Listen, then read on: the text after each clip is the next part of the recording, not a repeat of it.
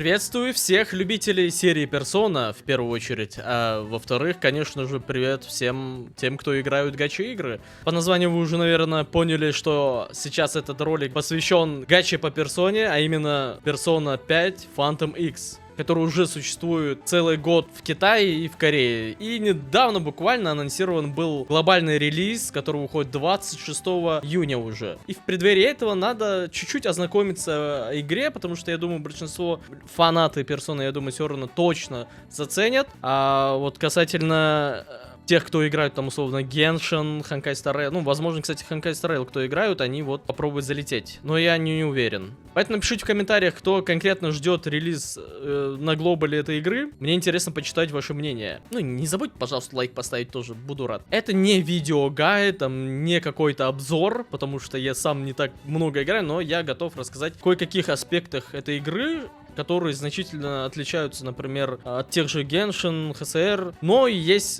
кое-какие схожие моменты, чтобы вам примерно пояснить, что к чему. Надеюсь, этот ролик будет полезен действительно кому-то, и, может быть, у кого-то реально, кто не планировал, побудится желание поиграть в это. Она выйдет и на телефонах. Короче, нахожусь я в тайванском клиенте, и для любителей персоны знаменитая кофейня Леблан. К сожалению, он закрыт, поэтому я не могу туда войти. Пока было вступление, столько людей прошло. Давайте уйдем в другое место, наверное, потому что тут прям народу уйма. Ну, вот здесь уже как-то поспокойнее, можно записывать ролик. Первый вопрос, который, наверное, у вас возникает, а будет ли русский язык в этой игре на глобале? С большой уверенностью хочу сказать, что нет, но есть маленький шанс, что он может появиться. Тем не менее, игра сделана на Unity, уже есть какие-то авторы, ну, то есть переводчики. Вот я на тайванском, видите, на английский. Я могу хоть сейчас поставить русский, но просто там шрифт очень убогий, и я бы этого не советовал делать, поэтому я английский поставил, он хотя бы более-менее выглядит. Игра-то от китайцев, понятное дело, но вот будет ли содействие со стороны Атлусов, что они такие: сделайте русскую локализацию? Ну, пока этого не было, может быть, в будущем, потому что у нас пятая персона Royal версия тоже, ну, вообще в целом не имеет официальной русской локализации, хотя там есть переводчик, кто играл пятую персону, должны понимать. А вот уже третья персона Reload, ремейк, потом всякие другие игры от Atlus, включая Shin Megami Tensei, там пятый, по-моему, Метафора, вот, которая выходила, все они уже имеют официальную русскую локализацию. Это вот с прошлого года они начали, и сейчас вот ждем, в этом году очень сильно сам жду Persona 4 ремейк, и лично в следующем году я надеюсь на вот эту юбилейную дату, они выпустят, наконец-то, спустя, там, сколько, 10 лет, Persona 6. Очень сильно жду я, потому что сам пару лет назад начал проходить Persona 5 Royal, потом очень влюбился, игра пушка. Я не знаю, у кого есть возможность, обязательно сыграйте. Для информационного фаната, конечно, я слабоват, но все равно у меня есть некий фанатизм по этой франшизе. Второй вопрос, который возникает скорее у любителей персоны, чем нежели у гача-плееров, потому что у них есть опасения, что гача по персоне, что за фигня, тот же Dead который очень сильно негативно выражался все в ТГ, типа, вот, что за хуйня, типа. Хотя игра уже как год существует, хз. Атлусы всегда любили деньги, как и Sega в виде издателей.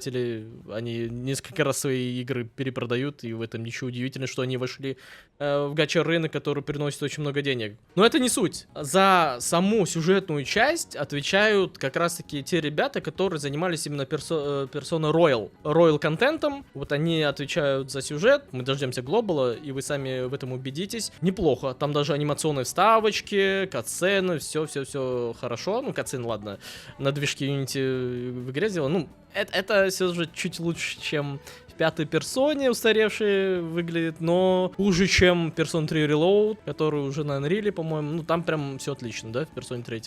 Надеюсь, 4 тоже не подкачает, а 6 тем более. Поэтому за сюжет там западные чуваки, которые там год уже целый играют, они прям хвалят. Говорят, это ничем не хуже пятой персоны, потому что они ту же тему продвигают, здесь только другие персонажи, да, тут будут появляться всякие персонажи из третьей части, вот сейчас коллаборация идет из пятой части, части, как бы мультивселенная — это основная тема и основной такой, знаете, отмаз для сюжета. И много интриги тоже есть. Дворцы, все есть. И фантомные воры, конечно же, в первую очередь. Вот Вандер перед вами стоит, это главный ваш ГГ на всю игру. Его нельзя будет убирать из тимы, он, ну, по стандарту как Джокер, если вы пятую играли. Сразу перейдем, давайте начнем с гачи. Гачи. А чё тут с гачи? Гача-баннеры, как тут они работают, это вообще прикольная тема. Но первое, что вы должны знать, ну, у меня сейчас нет баннера новичка, он у вас будет, там 50 круток надо будет закинуть стандартных. Они выглядят, стандартные крутки, вот такие золотые карточки втором, а ивентовые вот такие цветные. Местные примагемы, местная валюта, то есть нефрит и так далее, вот такие ромбики, просто, ну, гемы. За одну крутку в этой игре вы не 160 тратите, а 150, во-первых. Например, я стандартный баннер открутил, 50 круток влил, мне там ничего не выпало,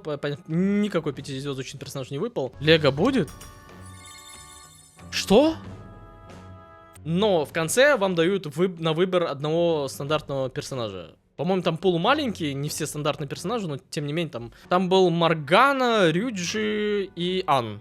И, возможно, еще кто-то был, но я не уверен в этом. Но это основные, по-моему, на релизе будут первая пятерка стандартных персонажей, потому что потом уже в этот стандартный баннер начали добавлять других. То есть, видите, вот в стандарт добавили вот еще девочек, там еще каких-то ивентовых, они вот постепенно стандартный баннер тут расширялся. Рекомендация: я выбрал Ан, потому что она имба. Она имба в начале, на старте. В актуальной версии, как вы видите, идет баннер с тем, что здесь коллаборации как раз таки Макото Юи, это ГГшка из третьей персоны. Это четверки у нас тут показаны. В каждом ивентовом баннере есть две версии круток. Вот первая версия, куда я уже влил 20 круток из 110. Но при этом на 110 я 100% заберу Макото Юи. Он может быть ранним дропнуться мне там. Какой-то маленький процент сыграет, может быть со следующей 30-ки я его вытащу 100%. Вы представляете, здесь вам дают выбор. Либо ты 110 круток тратишь и забираешь 100% ивентового персонажа. Это скорее, конечно, для донатеров сделано. Либо все-таки, за что любят гачи игры, это за вот эту казино систему, да, это азарт. Это как раз таки 50 на 50. Здесь гарант не 90, а 80. Видите, тоже щедро. Испытать удачу, это интереснее, да? Но если вам прям сильно нужен персонаж, и вы готовы в него все влить, все-таки вот эта система круче. Там, где 110, гарантированно вы забираете персонажа. Тут есть вот такая плашечка. Когда вы вкидываете 165 круток сюда, дают рандомно одного стандартного 5-звездочного персонажа. Видите, здесь пул большой, поэтому на глобале не такой огромный пул будет персонажей, потому что большинство из этих, половина, они сначала были ивентами, потом добавляли стандартным баннер. Поэтому решать вам. Прикольно, что выбор дают. Да, конечно, 110 это никакой не азарт, но азарт только в том, что вдруг вам повезет и ранним выпадет 100%. Ну и 300 круток, когда вы сделаете стандартный баннер, выбирайте из этих 5 персонажей своего 5-звездочного персонажа. Ну, это вы уже, наверное, знаете там по Зенлусу, по ХСРу. А как выглядят крутки? На, ловите. У меня вообще лего не падало. Хотя, видите, откручен был. Я только вот Ан забрал с баннера новичка. Вам дают контракт, как Guardian Tales, вы можете тут подписи делать, и бам. Это, конечно, ни на что не влияет, но прикольная темка. Вместо какого-то шлака в виде оружия вы тут получаете шлак в виде персоны. Ну ладно, их можно хотя бы сохранить. О, 4 выпала. И хотя бы можно там скрещивать. О, это тоже классная 4. Бабуля. Ага, еще одна 4. Ладно, 3 четверки со стандарта. Сюда. Также магазин с кэшбэком. Все это существует. Баннер, где вы выбираете 3 персонажей. Это ивентовый баннер. Это здесь, по крайней мере, на годовщину, возможно, сделали так. То вот у вас есть пул определенных персонажей, которые ранее выходили, ивентовые. Вот там раз, взяли 2, взяли и там условно 3. Потом у вас вот выбраны 3 персонажа, и на них как раз таки кто-то из них может выпасть. Тоже та же самая система есть. Либо вы 50 на 50 крутите, либо 100%, но уже 110 гарант. Но не забывайте, что история крутых. Там, где 50 на 50 и где 100%, они разные. Не забывайте про эту фишку. А теперь вкратце поверхностно перейдем к построению отряда, как вообще тут строится, какие персонажи, какие роли, какие элементы, ну и в целом, ну, первое, что вам нужно знать, построение отрядов состоит из 5 персонажей, но при этом есть свои нюансы в виде того, что один слот главный занимает всегда ваш ГГ, Вандер, то есть его никак не убрать, он всегда будет в любом построении ваших отрядов, как и в других персона-играх. Но не огорчайтесь, здесь ГГ все-таки полезный, потому что он универсал тем, что умеет использовать разных персон. По ходу игры вы будете крафтить разных персон, они будут иметь разные роли, разные типы, разные элементы, поэтому Вандер, вот видите, снизу у него слоты есть, он может таскать с собой до 3 активных персон. Пока что у меня одна персона физического типа здесь. Левел, вот это даже, который в менюшке отображается, вот 61, это левел вашего ГГ. Но у самих персон, которых вы будете крафтить или же фармить, у них левела отдельно прокачиваются. И обратим внимание на 5-й слот, здесь персонажи роли навигация. Опять же, те, кто играли в персону, они понимают, о чем речь идет. Для тех, кто играет там, условно, ХСР, гача-плееры, это карманная роль. Это не активный прям персонаж, но при этом периодически они могут либо бафовать, либо накидывать дебафы, либо как-то еще по-разному саппортить. В общем, очень полезная роль. Скиллы довольно активнее, чем в оригинальных сериях. Но при этом для условия активации их умений вам нужно будет там соблюдать кое-какие моменты по ходу боя. Зависит от ходов, наверное, что-то в этом роде. Я в этом еще не совсем разобрался. На глобале узнаем. Теперь касательно самих персонажей. Вот их очень-очень много пока на тайваньском. И они все делятся по ролям, конечно же, персонажей и имеют свои стихии. Вот на примере персонажа Ан можем заценить персона стихии огня. И тут все элементы игры показаны. Тут физический элемент делится на 2. Ближняя физа и, конечно же, стрельба. То есть дальние атаки, они будут у разных персон. Либо же у каждого персонажа в бою есть дальние атаки пушками. Это фишка именно 5-й персоны. Она в гаче тоже есть. Дальше огонь, лед, электричество, ветер, психические, атомные или, как правильно сказать, ядерные. Потом свет, тьма и, конечно же, всемогущий элемент. Я не знаю, как в гаче это будет использовано, просто в оригинальных сериях это примерно такие атаки появлялись. То есть нет конкретно персоны всемогущего элемента, просто есть такие умения, такие скиллы, они ближе к хай-энд контенту только открывались, ближе к концу игры. Здесь я, честно, даже не представляю, но раз уж тут показано, возможно, тоже у некоторых персон это имеется. Но это прям, знаете, такой имбовая атака. Что еще нужно знать про элементы, что у каждых персон, у врагов и даже у ваших будут свои уязвимости, в зависимости от их типа персон, и, конечно же, свои устойчивости. Например, тут мы видим, что устойчивость к огню есть, и противники, если кто-то огнем будет бить именно эту персону, то этот урон либо там уменьшается, либо вообще не пройдет, там заблокируется. Не знаю, кстати, тут есть блоки и так далее. Я, честно, вот за эту механику не шарю. Но в оригинальных сериях оно имеется. Можно вообще отразить иногда, либо просто заблокировать, либо просто урон x2 режется. Но при этом уязвимость у этой персоны ко льду. Например, противник льдом будет атаковать, то все, и вас могут накинуть в нокаут. Всегда в персона-играх вы изучаете противников и смотрите, какие у них слабости. Ну, зачастую, если там примерно голову подрубите какую-то некую логику, то условно ледяных, то также можно огненными скиллами, они будут суперэффективные. Что же по ролям у персонажей? Их всего 7 в игре. Вот с такой меткой Dominate это у нас АОЕ дамагеры, которые по области наносят урон. Следующая Rebel это у нас вот с таким кинжаликом Single Target дамагеры по одной цели. Дальше у нас идут хиллеры с такими перьями, то есть саппортеры. Дальше сустейнеры или щитовики. Баферы с такой вот арфой, которые могут усиливать ваших других персонажей в отряде или в целом весь отряд. Ну и, конечно же, дебаферы в виде вот такой замоченной скважины. Вы можете понижать какие-то характеристики противникам. Ну и, конечно, последнее, про которое я уже говорил, это персонажи навигации. Там чистейший саппорт, это вот отдельный прям для них слот. Теперь по скиллам в игре. 3 скилла активных, 1 ультимейт скилл и 2 пассивки. Что касается Вандера, вот тут уже, видите, надо к персонам самим переходить. Все ваши персоны. У меня пока функции всяких вот слияний и так далее не открыты. Вот тут компендиум, где вы собираете разных персон. Тут есть, кстати, уникальные свои персоны, которые придуманы были, по-моему, именно для этой гача-версии. Их вы можете потом крафтить, либо же в каких-то, не знаю, боевых сценариях можно их фармить. Почему их очень много, которые падают в гаче как мусор? Потому что там, чтобы прокачивать условно какую-то персону, вы будете хавать других персон. И вот здесь как раз-таки их скиллы. Видите, все так же. Это сигнатурная персона вашего ГГ Яносик. Вот дальше вот также вы можете менять, смотреть. И здесь как раз-таки экипировать. При прокачке вы будете сами выбирать, какие скиллы можете экипировать. Ну, по итогу вы все равно все три сюда экипируете, поэтому все подстроено под гача элементы. Прям очень гибкой системы, где вы будете там каждой персоне там выбирать скиллы, думать, что чем заменить. Такого здесь нет. Это есть только в оригинальных играх. Я не знаю, вообще нужен ли отдельный ролик, посвященный каким-то персонажам, кто будет там в целом на релизе, кого стоит оставить, кого стоит потом крутить.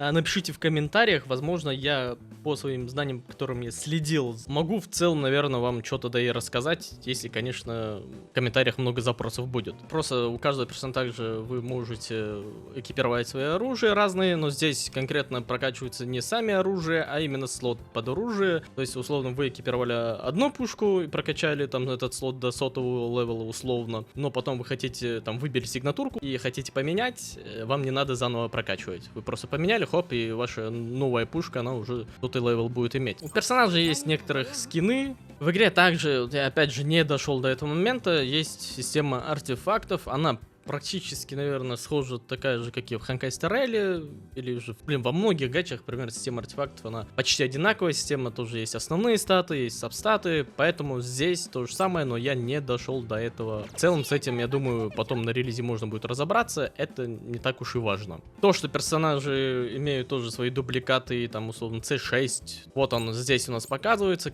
что будет получать там персонаж, что-то или иное, который, когда выпадают вам дубликаты, в целом, это тоже не в новинку. Боевая часть, в принципе, это опять же супер поверхностно сейчас, рассказывая про боевку. Вот у вас есть ваши персонажи 4 активных, да, включая вашего ГГ. Это сейчас тестовый забег для Макото Юи. По интерфейсу, вот есть сворд, это ближняя атака, вы просто обычно так и можете ударить. Ган это как раз таки дальняя физовая атака, вы можете ударить. Саппорт это как раз таки ваш пятый персонаж, который занимает, ну, роль навигации. То есть, видите, она еще не активна. У каждого персонажа есть свои ультимейты. Всегда во всех персонах все физовые атаки, они потребляют не скилл-поинты, то есть вот эту розовую полоску, не ману, а именно ХП. То есть бам, ударили. В игре также боевки есть, тоже есть автобой и так далее для фармелок, но здесь тестовый забег, поэтому автобой нельзя включить. Есть X1, X2 и X3. Вот персона, и вы можете менять, видите, на этап все три персонажа у ГГшки. Также в игре будут разные предметы, которые вы можете крафтить, то есть там хилочки или же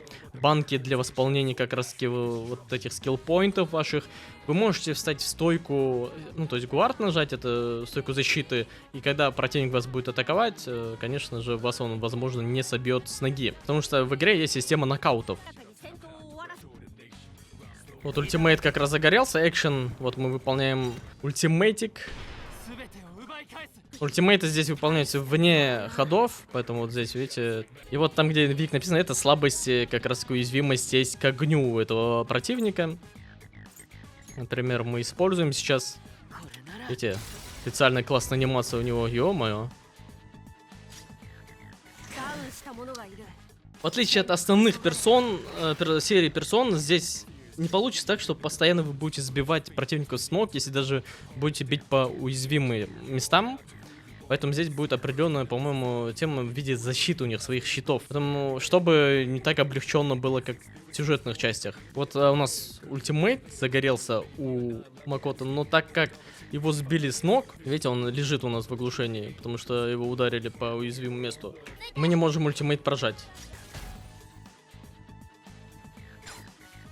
Вот видите, вот теперь у него все щиты слетели, и теперь он тоже в оглушении. Вот эта система нокаутов, и у вас появляется вот такая кнопочка, это allow, я забыл, allow патом или как-то так. Короче, когда все ваши персоны объединяются, когда все противники в нокауте. Но, так как у нас, видите, Макото сам в нокауте, он не присоединился к этому общему урону. И вот только он сейчас с ноги встал. До сих пор противник в нокауте, в оглушении. Пам. Критануло еще. Примерно вот так боевка выглядит в игре. Это надо отдельно разбирать, самому щупать, конечно. Про это рассказывать очень-очень много времени займет. В этом ролике не получится.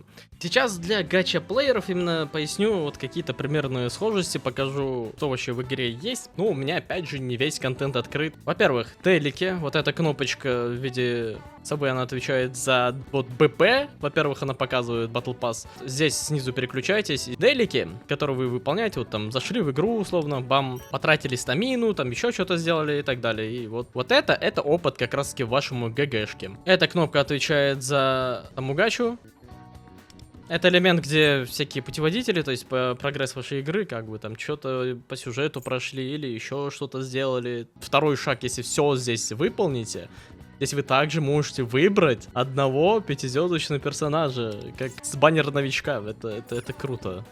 Вот эта шляпа — это чистейшие ивенты в игре. Вот сейчас, по-моему, на релизе как раз-таки будет вот коллаборация с 5-й персоной. Либо это всегда будет. Я, честно, не уверен, но тут именно показывается как ивент. Возможно, это ивент как раз-таки на годовщину, реран ивента, возможно. Вот еще ивент с коллабом 3-й персоны, еще какие-то. Ну, короче, это раздел всех ивентов. Ну и отдельная кнопочка сейчас как раз-таки для коллаборации именно с 3-й персоной. Они стилистично все сделали под нее. То есть там вы тартар можете ходить, видите? Там своя сюжетка, как там вы попадете в мир Persona 3 Reload. Ну, много разных халявы, которые вы можете забрать. Что у коллаба с 5-й персоной, что в коллабе с 3-й персоной есть свои сюжетные моменты.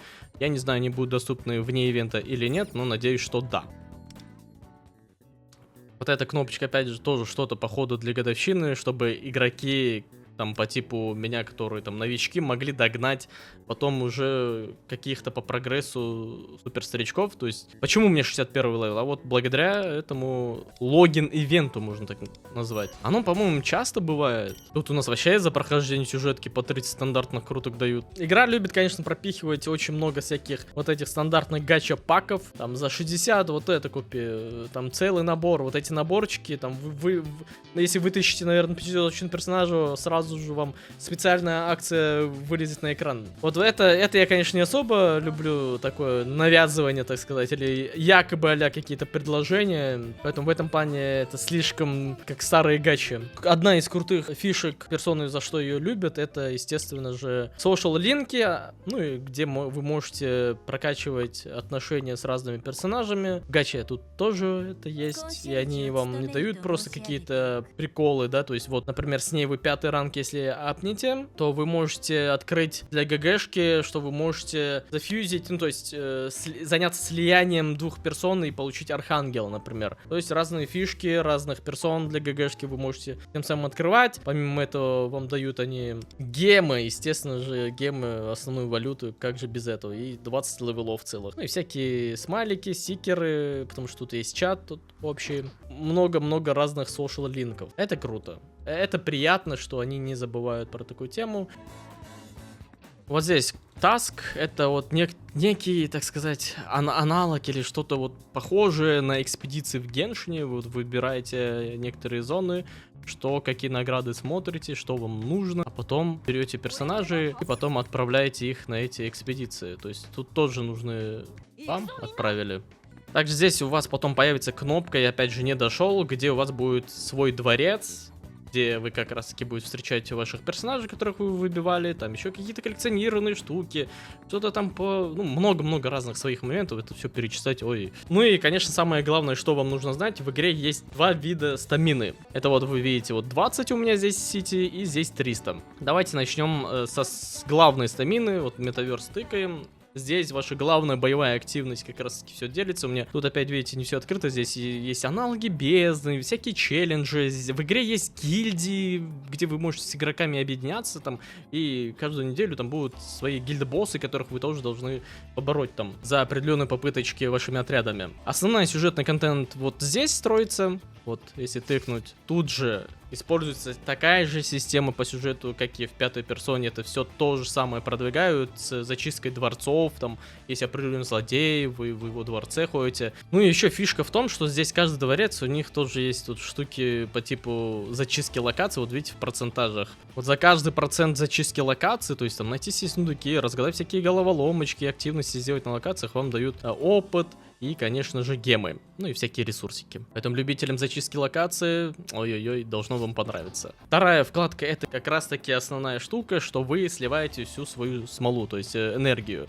Это ресурсы прокачки персонажей, персон вы можете качать, какие-то просто валюту фармить, там денежки, если у вас закончились. Здесь всякие боссы, с которых тоже вы выбиваете тех или иных персон, можете там условно фармить как раз-таки для крафта ГГшки.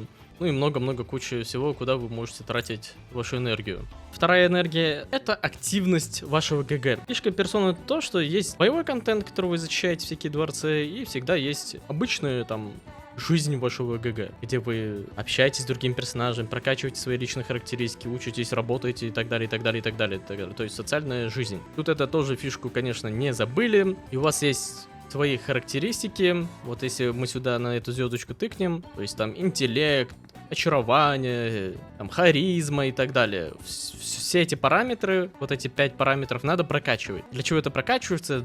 Дабы разблокировать кое-какие социальные связи с разными персонажами, чтобы тот или иной персонаж смог с вами сходить на условно какое-то свидание, или чтобы какая-то активность тоже появилась. И вот эта энергия в 20 пределах, вот тут как раз таки тратите. Вы либо учитесь, тут помимо того, что вы получаете опыт для этой характеристики, также вы получаете гемы. Вот, например, он пошел, я тыкнул, сейчас пойдет, позанимается, вот мы учимся. О, вот, прокачивается. И вот этим самым, как в Зенлосе, также вот вы условно какую-то активность сделали. Например, видите, у меня дневная тема была, сейчас теперь ночная. То есть вы определенную часть дня как бы проскипали. В зависимости от времени суток, по-моему, здесь вам будет показывать, что нет никаких активностей, чем бы можно было позаниматься. Поэтому вы идете домой к себе, поспали, и обратно у вас какие-то активности появятся. За каждую активность вы тратите одну энергию вот эту. Банально карта, вот она выглядит сейчас в игре такое. Вот многие локации серыми подсвечены, недоступны для меня. В игре есть, конечно же, есть свои система друзей. Вот вы можете добавляться с друзьями. Опять же, я говорил про гильдии. Система ачивок. Все знакомое, как и в других гача-играх. Но только под оболочкой персоны, опять же.